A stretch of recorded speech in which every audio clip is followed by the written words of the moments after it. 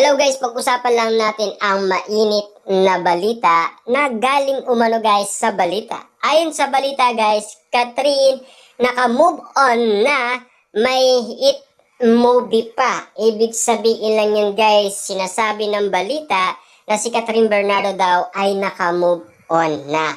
Pero meron nga naman guys na movie si Catherine Bernardo na patok ngayon sa takilya. Ibig sabihin pala nito guys, dalawang beses na sinasabi ng balita sa atin guys na naka-move on na si Catherine Bernardo at meron pang umano guys na movie si Catherine Bernardo na talagang pumatok sa takilya. Patuloy na gumagawa ng kasaysayan sa box office ang pinikulang Hello, Love Again. Ang reunion movie ni Catherine Bernardo at Alden Richard na muling pinamamahalan ng box office director na si Cathy Sampana, who is out there to reclaim her throne. Itong pelikula sa una nilang pelikulang pinagtatambalan noon 2019, ang Hello, Love, Goodbye na may unang awak na record-breaking Filipino movie of all time. Simula noong 2019, pero ito'y nalagpasan ng naitalang record ng pinikulang Rewind na mag-asawang Dingdong Dantes at Marian Rivera na pinamamahalan naman ni May Cruz at joint project na Star Cinema, ang film company ng ABS-CBN. Ang Agosto 2 picture ni Dingdong Dantes palabas ang Hello, Love Again in about 700 theater na nationwide na kumita na ng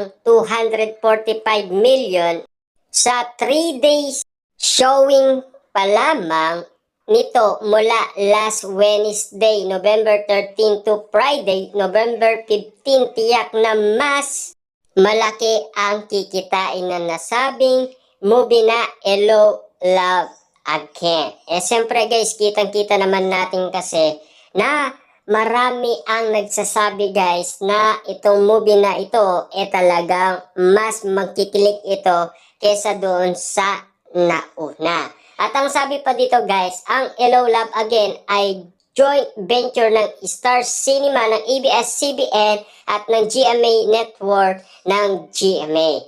Kung ang unang tambalan nila Catherine at Alden na Hello, Love, Goodbye ay umigit ng 880 million including international screen noong 2019. At 889 million naman ang kinita ng Rewind ni Dingdong Dantes at Marian Rivera sa 2023 Metro Manila Film Festival. At sa Extended Run Plus International Screening, mukhang hindi ito malayo maaabot o di kaya malampasan ng Hello, Love Again na inaasaan makakapagtala ng bagong box office record sa Philippine cinema. Siyempre guys, kita nyo naman, paano hindi? 11 days pa lang, kumita na ang movie na 1.06 billion.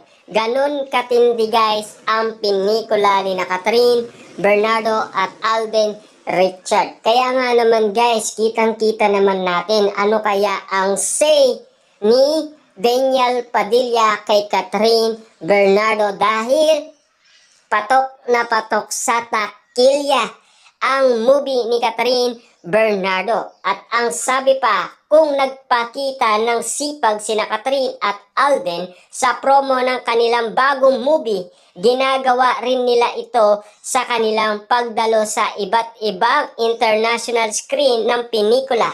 Maswerte sina Catherine at Alden dahil parehong pumalo sa takilya ang kanilang magkaiwalay na pelikula nung isang tahon, ang A Very Good Girl ni Catherine with Dolly De Leon at ang 5 Breakup and a romance ni Alden with Julia Montes. Ibig sabihin guys, maswerte talaga sina Alden Richard at Catherine Bernardo.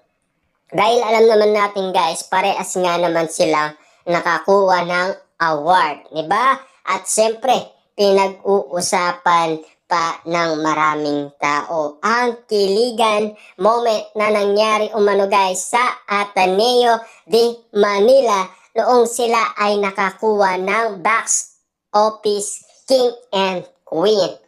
Tiyak na masaya ang GMA Picture sa kanilang pakikipag-alyansa sa Star Cinema ng ABS-CBN dahil ngayon lamang sila nakaranas ng ganitong kalakas na pelikula sa box office. Si Catherine ay isa sa prime star ng ABS-CBN abang si Alden ay isa naman sa prime star ng Kapuso Network.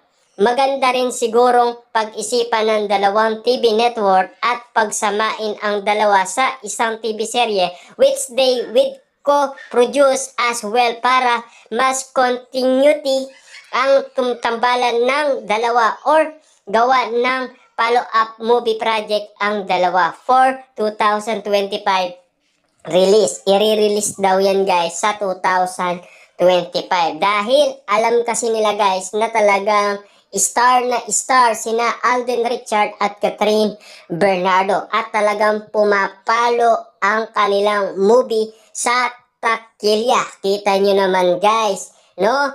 Kapansin-pansin ng lahat ng tao ang kanilang movie.